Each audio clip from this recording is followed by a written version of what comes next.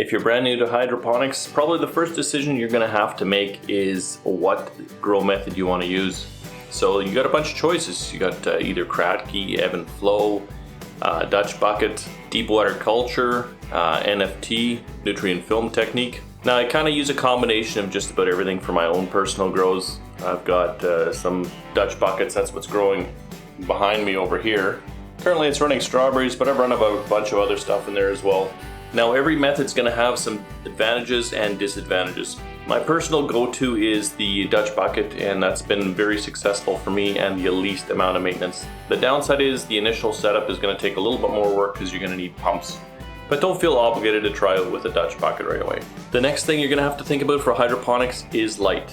That's probably about the single biggest consideration you need to make. As you can see, the room that I'm in right now, it's very well lit. There's 2 windows on the south side of the house, and they provide a whole ton of natural light, but it's not going to be enough. A good general rule of thumb is if you've got a room, at least 50% of that room needs to be glass and south facing if you're going to have enough. So it's more or less a greenhouse, or you're buying supplemental lighting. The good news is lights have come an absolutely long way in the last while, and you can get LED panels that do a fantastic job lighting your grow. The panel you see behind me here, that is a Spider Farmer SF1000 light, and they make a bunch of different varieties of them. Now what I really like about these LED panels is they're much more energy efficient than if you're going with like a metal halide bulb or just about anything else. Actually, the LED bulbs are great. They're finally white. The first ones I had, they were blurple, and although they did a great job of growing, they're really hard on the eyes when you're working in the grow room. Now I've also used CFL bulbs in the past, and it had great success with CFL bulbs. The downside to a CFL is the light intensity seems to taper off really quickly. As soon as you move a little distance away from the bulb, the intensity of the light drops dramatically. Whereas an LED seems to hold that light intensity for a much longer distance, which is super important when you're shooting it across a grow bed like this.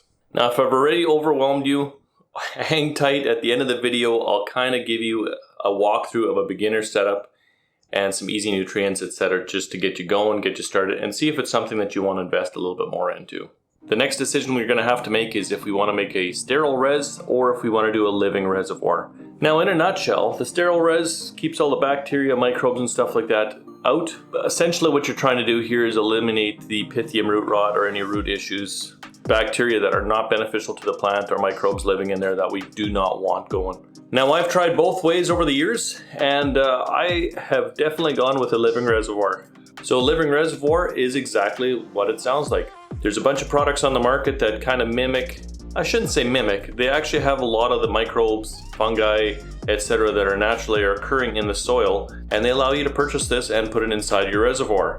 This creates a mutually beneficial ecosystem for the plants and for the microbe. The plant provides the microbes with glucose or trades off something to the microbe, and the microbe will in turn benefit the plant in some kind of way. Now I found this the most beneficial. The downside to this is there's an absolute ton of different microbes on the market, so it could be very easy to be overwhelmed with what you should pick up. So don't sweat that too much. I'm doing a bunch of the testing for you guys, and as of right now you can get a pretty decent little container of great white, and if you apply that using the paintbrush technique, it'll take you an absolutely long way in your initial grows. If the plants are happy and the roots are happy, you get great results. The pepper plant that you can see kind of behind me here, just a small example, or the strawberries for that matter. I mean, these are 5-gallon pails, and you can see the height of the strawberry. Ooh, hang tight.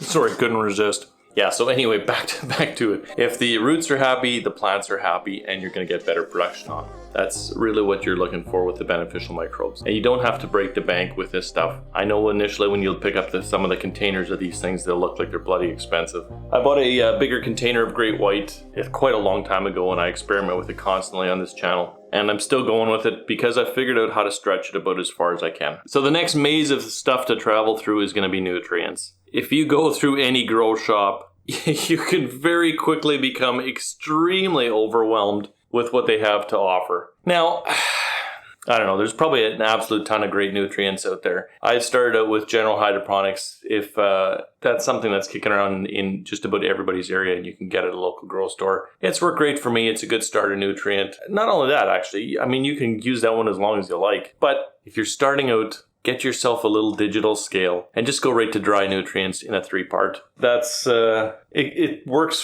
for me for just like everything. I can grow everything I want with this and I don't really have to worry about it. So I'll show you the nutrients that I'm using here. This is the Master Blend series and a small digital scale, and it doesn't break the bank. The other plus side to this stuff is if you don't find it locally, you can easily order it online, and it's pretty cheap to ship because it is dry nutrients. Now, just a quick overview of why the 3-part, not just a 1-part nutrient. Well, quite simply put is if you have a 1-part nutrient and you put that into a water solution and you mix it around, you're gonna get some precipitates. And what that ends up doing is it makes nutrients unavailable for the plant. So a 3-part, put in your part A, stir it all in, get it all mixed up. Once it's totally diluted, part 2 goes in, same thing, diluted, and then part 3 finally. And this ensures that all the nutrients that are on the bag are then in the solution and available to the plant. If you've got any kind of little grimy stuff or grit floating at the bottom, it means you went a little bit too quickly and you got some precipitates. Solution needs to be chucked.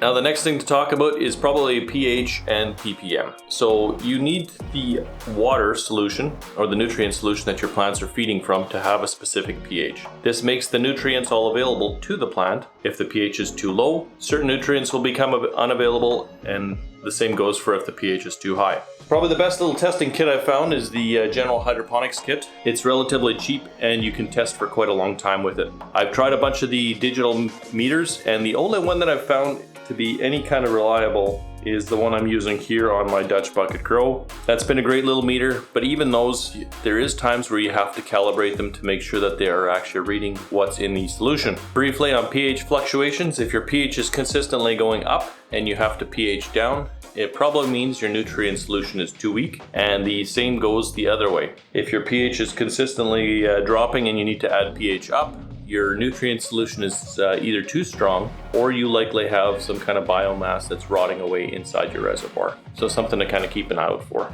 Initially when you're starting out, shoot for a ppm range kind of between 800 and 1200. That'll grow you just about anything. The manufacturer's recommendations, typically whatever's on the bag, it's about half. They want you mixing an absolute ton, but you'll find you're gonna have pH issues, which is the plant's telling you it's either too much or too little nutrients. Most of the time it's just way too much. The pH in your reservoir should stay fairly stable, and if it doesn't, that's a good indication we're either overfeeding or underfeeding, or we have something going wrong. ppm meters, on the other hand, they're super easy to pick up. There's a bunch on Amazon. I'll leave a link to all these supplies and stuff down below. You can pick one up there. I think they're usually around 10 bucks, and I've never had to replace mine, and it's been reliable, so that's all good. The other thing to kind of think about is how often to check your pH. I check mine daily, and I just walk into the room and kind of take a glance at the pH meter. That being said, once you've got it figured out, you don't have to babysit stuff. It won't take you long to figure out how often to check your pH, and you could probably go to like once a week and be pretty consistent with that. The little test setup that I've got going on inside here, I mix those things and I leave them for a month, but I kind of have a pretty good idea of what they're using for nutrient consumption. That being said, sometimes I use a new nutrient or use a new supplement and the pH just goes completely wonky. There again, that might be another consideration that you have for which nutrients you want to use, something that stays stable for a little bit longer. Now when you're mixing your nutrient solution, do you need RO water or is tap water fine? That's a pretty easy question to answer for yourself. If you take the ppm meter, once you get that, take a measure of your tap water, and if your measurement of your tap water is 300 ppm or less, you should be totally fine just using tap water. I've had great success using tap water until very recently. I'm not sure what happened in the town, but something changed and my ppm went up to 800 without any nutrient, and it started causing some weird lockout issues. The good news for me is I have an RO system in my house, so I just swapped back to RO. If you're wondering which plants to plant, some plants definitely do a whole heck of a lot better in hydroponics than others. Plants that I found that grow really well, the pepper, that's to the roof, has done extremely well for me. Strawberries do great, depending on the variety. The variety that I'm growing here, one is a miscellaneous, but my favorite hydroponic strawberry variety is Seascape for flavor and consistency. Radishes grow great. A lot of spices grow absolutely awesome in hydroponics. And if you're not sure, you can always try a plant or two and kind of see what your results are. Lettuce, there's another one I missed. A lot of the salad stuff actually grows really well in hydroponics. Kale actually does remarkably well too, almost a little bit too well. The plant over here, I've cut this thing down so many times because it just takes over the entire grow bed here. This is 3 feet by 3 feet roughly, and you can see like I've chopped this thing off. It doesn't take it long and it'll completely just smother everything else. I mean, that's great getting high quality produce, but kind of be mindful, stuff's gonna get big, much bigger than you're used to seeing it in a garden. Just as a funny little example here, you know the little whatever dollar size radish or quarter size radish that you pick up in the grocery store? Well, here's a picture of what they do in hydroponics. Stuff will get big. Don't let it scare you. Just know that you might have to harvest stuff sooner than you're used to. Now, how often do you change the reservoir? The reservoir for my Dutch buckets or whatever your system you're using, it's all going to be the same thing. Whatever the capacity of your reservoir is, once you've replaced that with nutrient solution of the same capacity, so if you've got 16 gallons, once I've got another 16 gallons of nutrient solution added to there, that's when it's time to flush the whole system out and replace the nutrients. Now, whatever you do, don't discard the old nutrient solution. Take that stuff outside to your plants outside.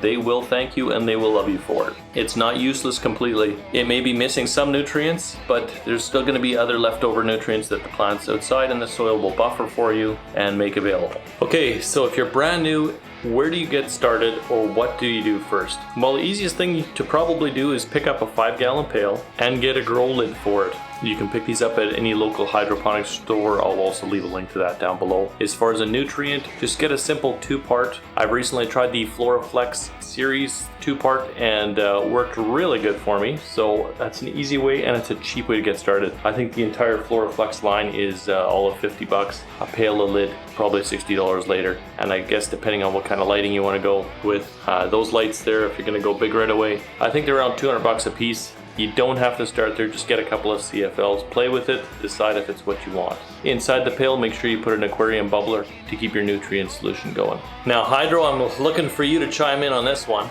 If you're doing kratky, do you need a bubbler?